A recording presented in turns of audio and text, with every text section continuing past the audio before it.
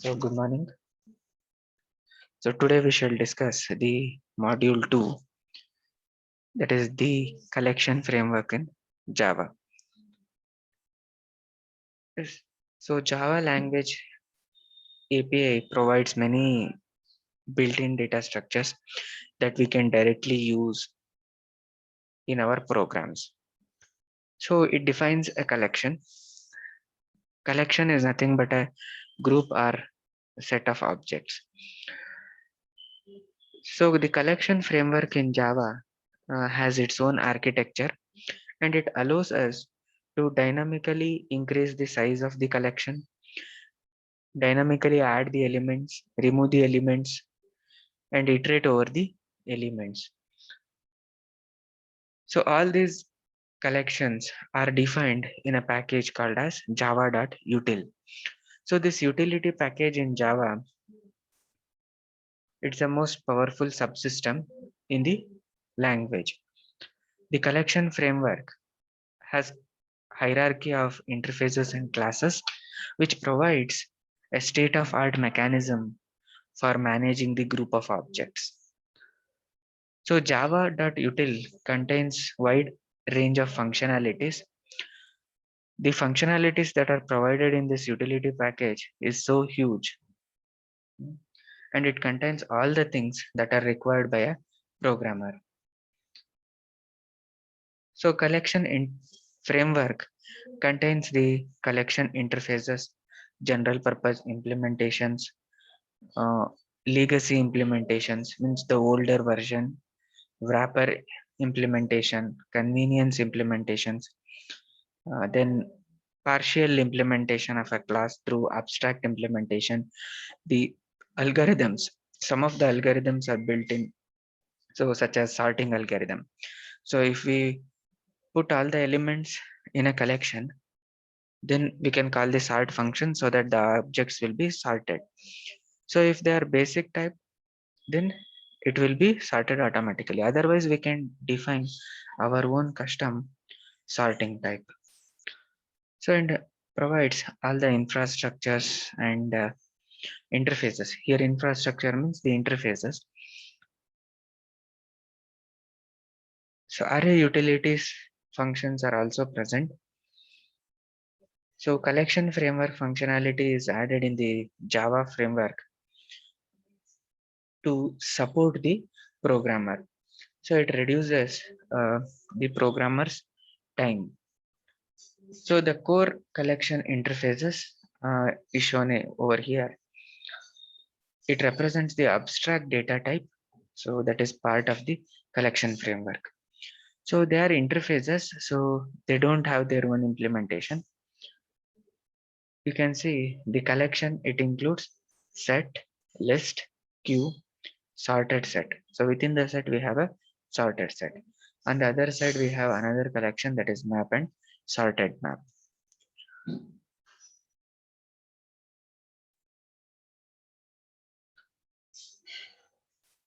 So Java collection framework standardize the way in which we group the elements. So collections were not part of the original Java, but later they were added in version 1.2. That is Java 2 Standard Edition 1.2.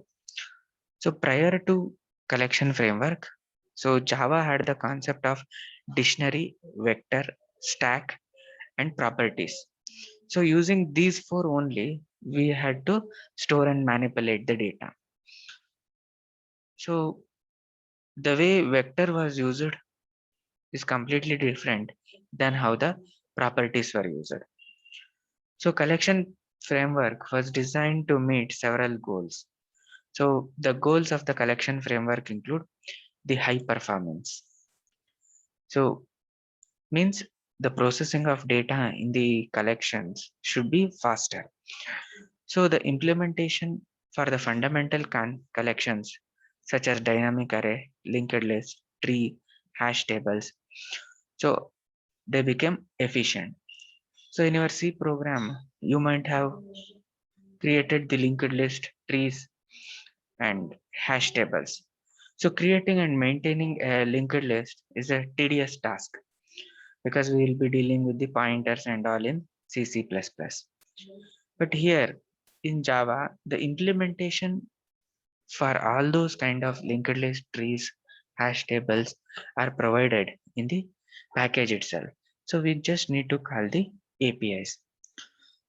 So if performance is the first factor that drives the collection framework, the second frame aspect is the collection framework allows different type of collections to work in a same manner, and there will be a high degree of interoperability.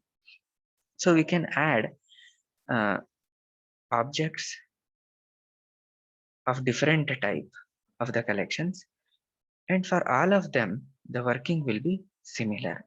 The way we work with list, queue will be same. So there will be a degree of interoperability, so we can exchange them. So if today we have developed a collection for a list, then in the upcoming days, if we need to change it, or if we want to integrate it with a queue, we can easily do it. So this interoperability facility is the second aspect that drives the collection framework. So other aspects of collection framework include extending or adapting the collection has to be easy. So if a collection has been defined, so we can extend it, which means inherit it in the child classes, and we can easily use them. So there are several standard implementation like linked list, hash set, tree set. So these are provided in the framework for our own purpose. So this is one aspect, that is the high performance, interoperability, and then the adaptability, that is extension. But the other aspect that is important in collections is the algorithms. So algorithm is the important part of collection mechanism. So algorithms that work on the collections are defined in the package. So each collection need not implement their own algorithm, but a standard algorithm for manipulating the collection is defined. So such collections include the iteration. The iteration interface is provided. So iteration is nothing but moving over all the objects that are present in the collections. So just like how we iterate over all the elements of an array in the for loop. So we'll just write for I is equal to 1, I less than array size, then increment the I, and inside the loop we will process each element of an array.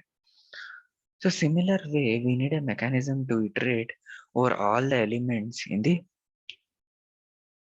collection.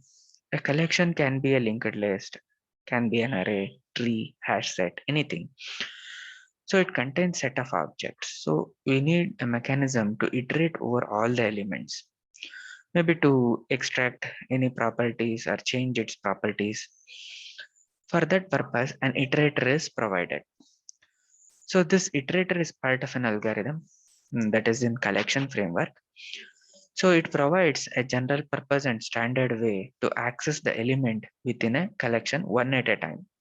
So just like how we interact with an array element one at a time using the index, that is array of I, like that, here also we can iterate and access one element of a collection at a same time. Thus an iterator will be a means of enumerating the contents of a collection.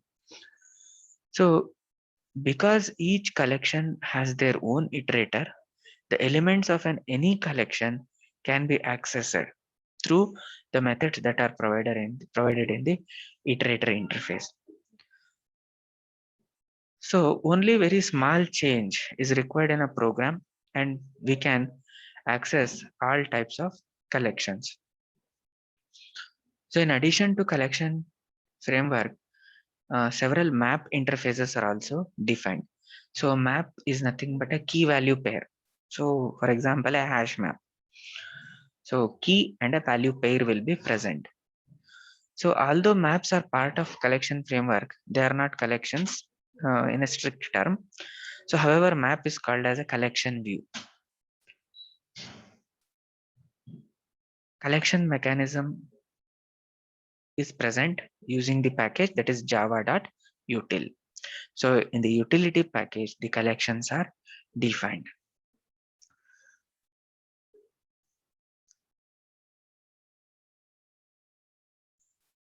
So there are few changes in the collection interfaces.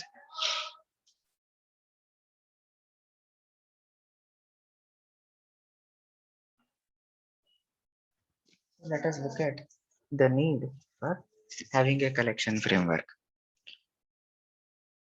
So we need a collection framework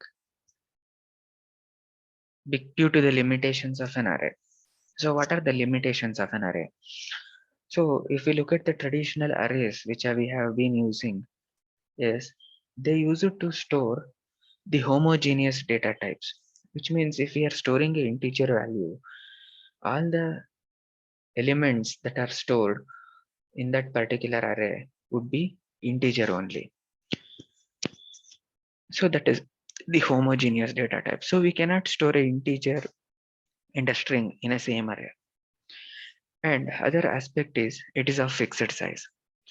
So array size will be fixed in the beginning itself. So if we define array of 10, then we can only add 10 elements in that array. If we want to add the 11th element, we cannot add. So it will give an exception saying that the array index is out of bound. So that is a major problem with arrays, because in real world applications, at many times we will not be knowing the exact size of elements that we are going to fit. So that is the purpose. Using collections, so we can overcome these two drawbacks of the arrays. Then collections are allowed to store the heterogeneous data types with growable size. So these drawbacks of the arrays can be compensated in collections, where we can store any data type and it can grow, which means its size need not be specified in the beginning itself. So as and when elements are added to collection, its size will start to grow. So collection framework provides set of classes and interfaces to achieve the purpose of this.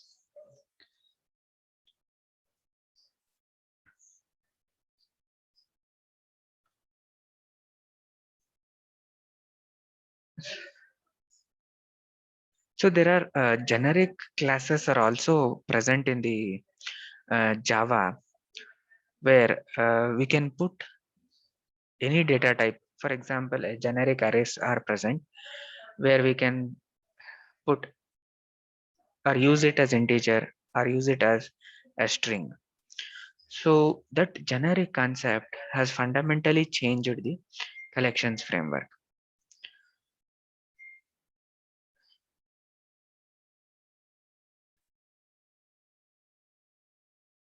So the main interfaces of the collection framework include these things, that is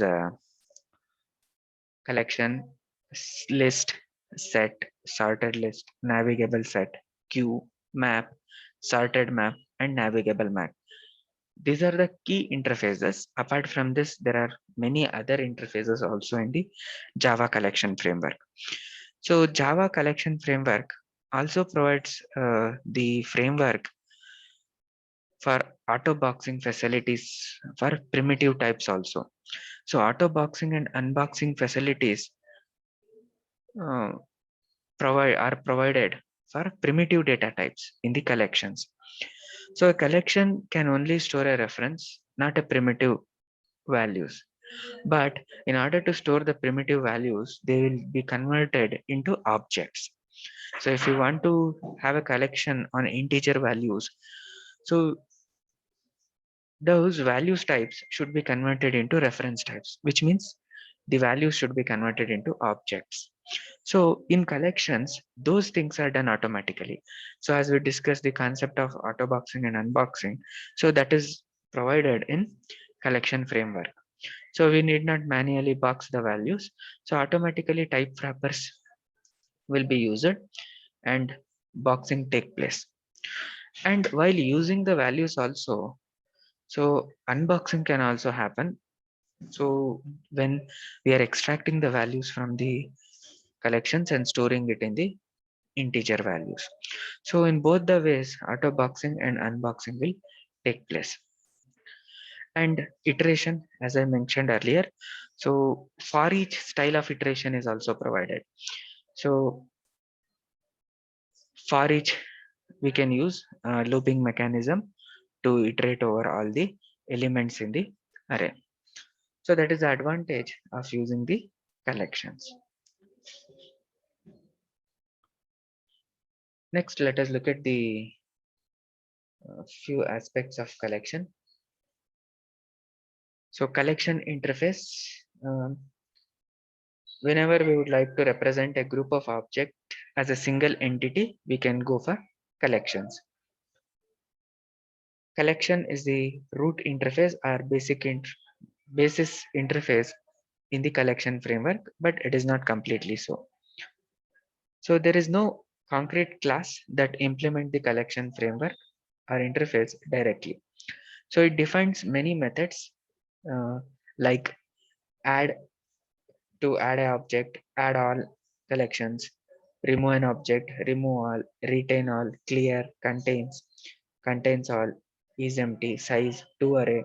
So these are the few methods that are present in the collection interface. So in the collection framework, collection is one interface. So other interfaces include list.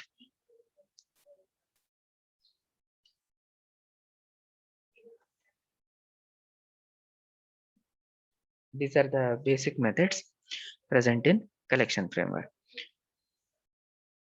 The second kind of interface that is present in the framework, collection framework, is the list. List is the child interface of collection. So collection itself is one interface. Then we have a child interface that is list. So you can observe it in the diagram over here. So list represents group of object as a single entity. In list, duplicates are allowed, which means duplicate elements are allowed. In the list, the order in which the elements are inserted will be preserved. So the duplicate elements are always identified by the index. So index has an important role in lists because we have few more collections where the order of element will not be important. For example, in set. So in collection, we have list interface. Within the list interface, we have many categories, that is array list, linked list, and vector. In the vector, we have one more category, that is stack.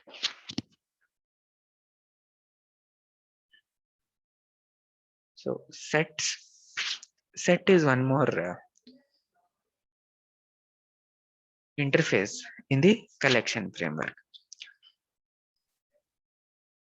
Set is a child interface of collection. In sets, objects are grouped,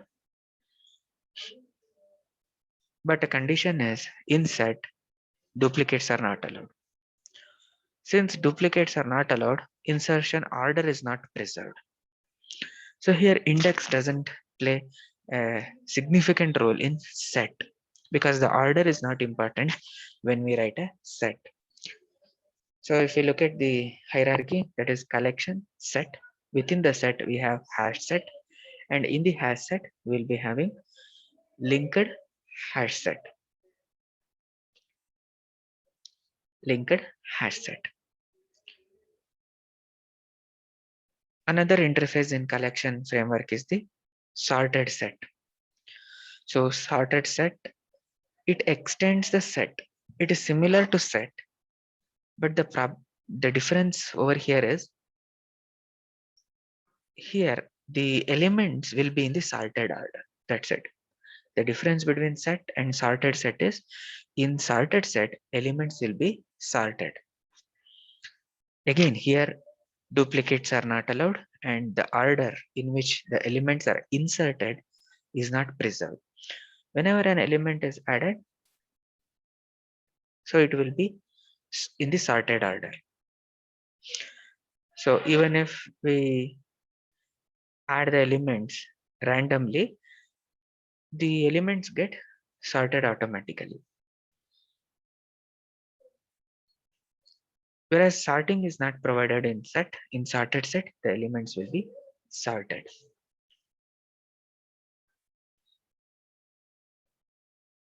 Another interface in collection framework is the navigable set.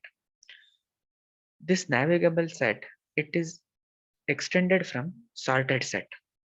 You can see over here, set is extended from collection, sorted set is extended from set, navigable set is extended from sorted set. It handles the retrieval of elements based on the closest match searches. So again, this has a significance in closest match. Whenever we are searching something in the collection, then this navigable set will come in handy. It will always find the closest match when we are searching, and this navigable set is added in the standard edition of Java 6, that is J2SE 6. And under navigable set, we have one more, that is the tree set. Another interface that is present in the framework is queue. So you all are aware of how queue works. This extends the collection framework, collection interface.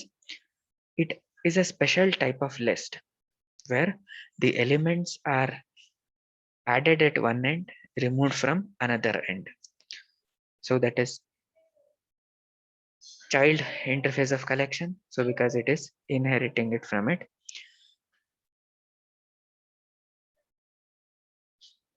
Queue is there. Within the queue, we have many categories, that is priority queue, then blocking queue. In blocking queue, we have priority block queue and linked block queue. So other subsets are also present in the queue. So an example of using a queue is whenever you want to send an email, maybe to 100 email IDs, or whenever you are sending the message to multiple people. So that will be stored in a queue. If you are sending to 100 people, 100 email IDs will be present in the queue, and one by one it will be processed. And the queue data structure is predominantly used in many applications.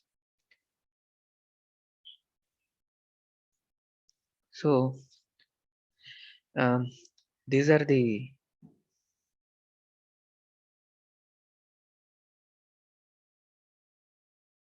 interfaces that are used in the collection framework. So the interfaces include collection,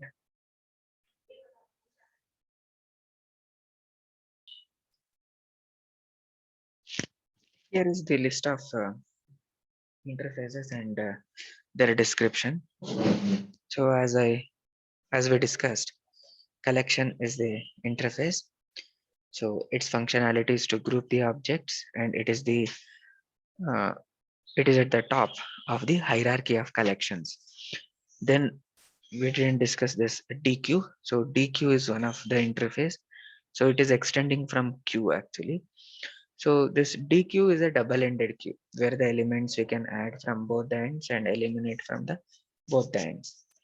So list, then navigable set, queue, set, and sorted set.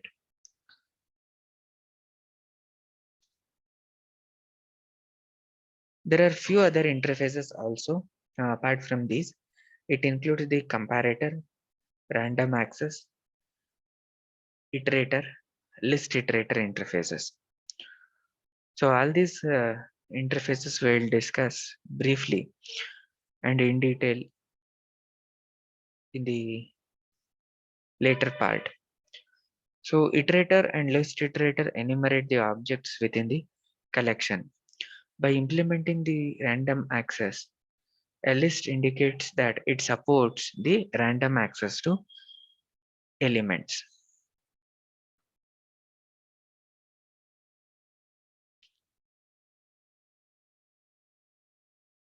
So we shall discuss the collection interface.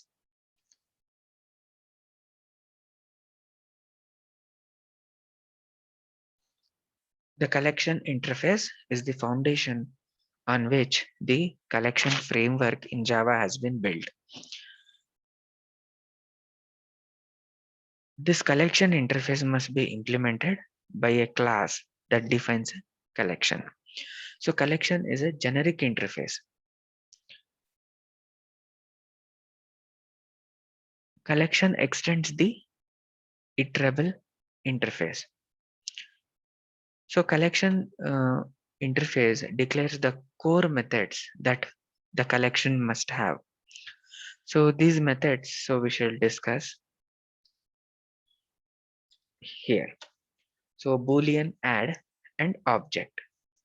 So this add method is used to add the object into the invoking collection. And this method returns true if the object is added successfully to the collection. And it returns false if in case the object cannot be added. So what are the case in which an object cannot be added is when the duplicates are not added allowed in the collection. For example, in sets, duplicates is not allowed. So in those scenarios, it will return false. Another method in the collection interface is the Boolean all. Boolean add all. So here add all method will pass a collection itself. This particular method adds all the elements of a collection C to the invoking collection, and it returns true if the operation is successful, and if it fails, it will return false. Here add all means consider it is if we have two arrays and we want to add all the elements of one array to another array, then we can use this add all method. So one collection we have, for that collection we need to add all the elements of another collection. Just like we are merging two collections, then we can use add all, and whatever the collection we want to add, that can be passed as a parameter, and one collection will act as a invoking collection or invoking object. Then all the elements of one collection will be added to another collection. If we want to remove all the elements from the collection, then we can use the clear method. So clear method removes all the collection from the invoking collection. Then contains method. Contains method, as the name itself indicates, it returns true if a particular object is present in the collection.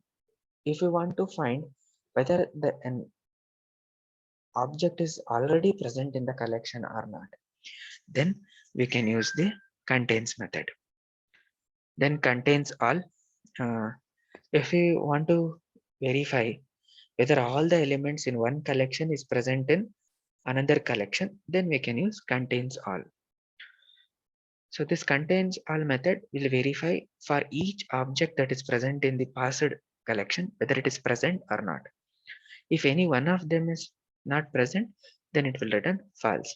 If all the elements are present in the passed collection, then it will return true. Then equals method. So if it returns true if the invoking collection and the object are equal. So just like how we verify the string for equality, here collections can also be verified for equality. Then int hash code.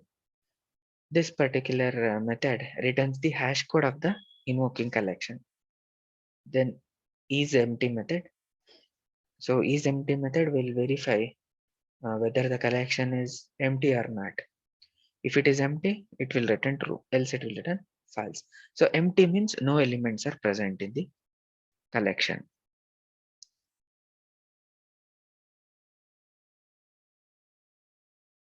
So the other methods in the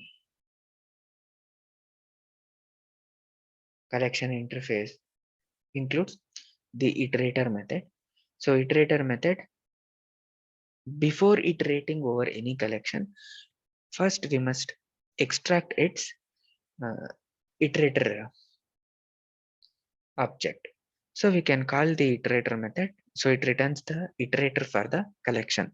It is just like how before accessing a file, we need a file handle. In the same way, before iterating over all the elements in an array, we need to take its iterator. Then remove. So this removes the object from the collection. So what object we want to remove, we can pass over that. Then that element will be returned, and it will return true if the element is removed successfully, else it will return false. Remove all. If we want to remove a bunch of objects, then we can place all of them in the one collection and call remove all method. So remove all will remove all the objects in the invoked collection. Then retain all. So this method is the reverse of remove all method. So in remove all method, it removes all the objects that we are passed in the collection. Where in retain, it will retain the objects that are passed and the remaining elements will be removed. And if the operation is successful, these methods will return true and false if the operation fails. Then the important one, the size method. So this size method returns the number of elements that are there in the invoking collection. Then if we want to convert a collection to an uh, object array, we can do it using the toArray method. So toArray method will return an array that contains all the elements that are stored in the collection into an object array. If we want to actually access those objects, then we have to again typecast it to appropriate classes.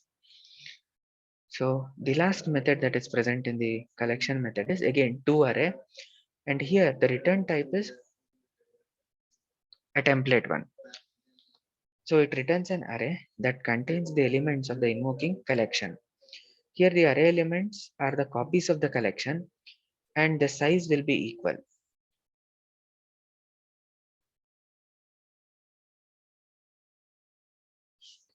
If the size of the array is greater than the number of elements, then the array elements following the last collection element will be set to null. So an array store exception is thrown if any collection element has a type that is not a subtype of array. So this is a custom array, that is here it is the object type, here it is a custom. So if we want it to be integer arrays or string arrays or any object arrays, then we can use it. Toarray, so whatever array we want, for that type it will convert. So if the conversion is not successful, then it will raise an exception. So these are the few methods that are present in the collection interface. See here, throughout this module, we'll be studying only these kind of things: the interface, the methods that are present in that interface, and here and there we will study few examples also. So we can have the exceptions also. So whenever we are dealing with the collection interface, uh, there are several exceptions that will be raised. It includes the unsupported operation exception. So if any operation is not supported in the collection, then it will throw unsupported operation exception. Then if there is a invalid casting in the incompatible type, then it is uh, class cast exception will be thrown. So if one object is incompatible with another and we attempt to convert or typecast, then class cast exception will be thrown and null pointer exception will be thrown. So if we made an attempt to store the null object, or if we want to store the null elements in the collection like that, an illegal argument exception will be thrown. So if an invalid argument is passed, then illegal argument exception will be thrown. Then another exception we have is illegal state exception. So illegal state exception is thrown if we attempt to add a fixed length collection that is already full. So fixed length collection means for some collection we can fix its length in the beginning only. So if a length is fixed, it cannot exceed. For such collection, if we try to add elements, then it will throw illegal state exception. Anyway, collections we can make uh, unlimited size, so it will keep on growing. But sometimes in the application, we may need to restrict it. If we have restricted and then it is full, and when we try to add the elements, so it will throw illegal state exception. So the various exceptions that are thrown in collection interface include unsupported operation exception, class cast exception, null pointer exception, illegal argument exception, and illegal state exception.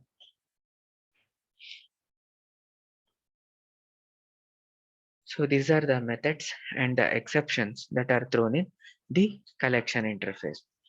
So we'll stop here for today's class. So you can put your attendance in the chat window.